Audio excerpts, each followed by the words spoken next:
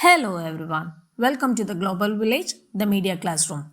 In today's class, we are going to learn about the models of communication. There are three basic models in communication. It is linear, interactive and transactional.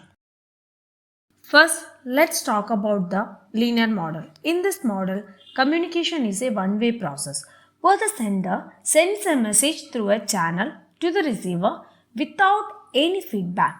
Aristotle model, Laswell model, Shannon and Weaver, and Berlow's SMCR model comes under this linear models. When we look into the characteristics of linear model, we can find out that the communication here is one way.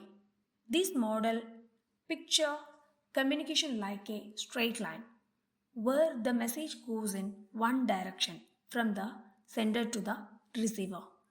And in this model, there is no feedback. There is no loop for feedback in these models. Once the message is sent and received, that's the end of the process. The receiver doesn't send anything back to the sender.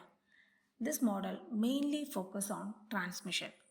The main focus here is just on getting the message from point A, that is the sender, to the point B, that is the receiver. These models are pretty simple and great for getting a basic understanding of how communication works, but they don't really show how complex and interactive real life communication can be. Reading this example helps us to understand how the linear model works in a real life context. Next is interactive model of communication, which is also known as the convergence model. This model views communication as a two-way process involving feedback between the sender and receiver. It's really dynamic because both parties are actively engaged in the exchange of information. There are two specific models that come under this umbrella. First one is Osgood Scrum circular model and the second one is Wesley and McLean model. When we are looking into the characteristics of interactive otherwise convergence model, we can find out that the communication process is in two-way. Here, communication is a dynamic exchange. Both the sender and receiver actively encode, transmit, decode, and interpret messages. When it comes to feedback, feedback is super important in this model. It allows for adjustments and clarifications, making sure the message is understood. This loop really helps improve communication effectiveness. Next is noise.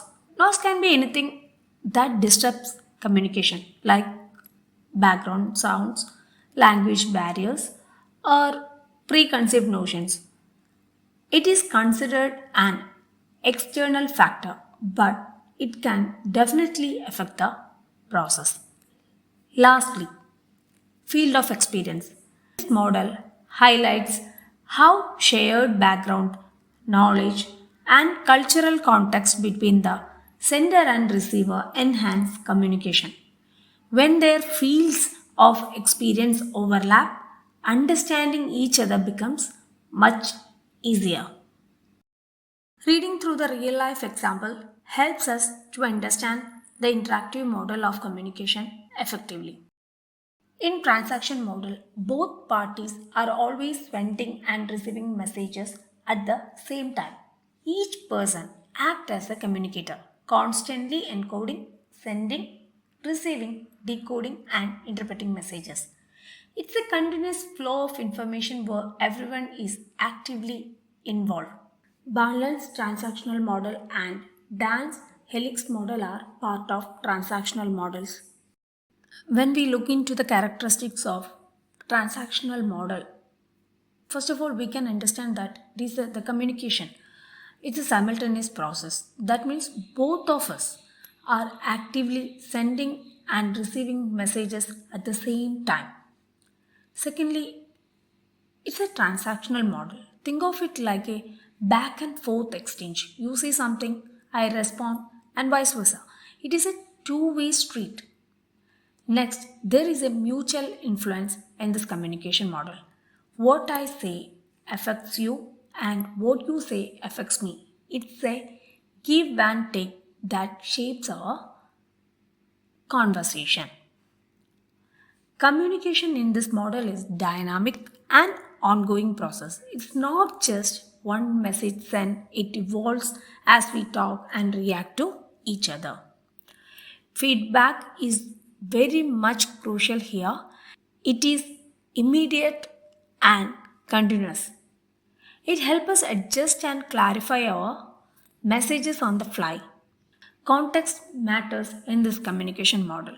Where we are, who we are, what's happening around us, all of that influences how we understand each other. Lastly, it's a complex and non linear model. It's not just about speaking in turns, it's about how we navigate through multiple factors like body language, tone, and background noise. So, the transaction model is a lively, interactive way we communicate every day. This example really helps you to understand how this transactional model of communication works in your real life situations.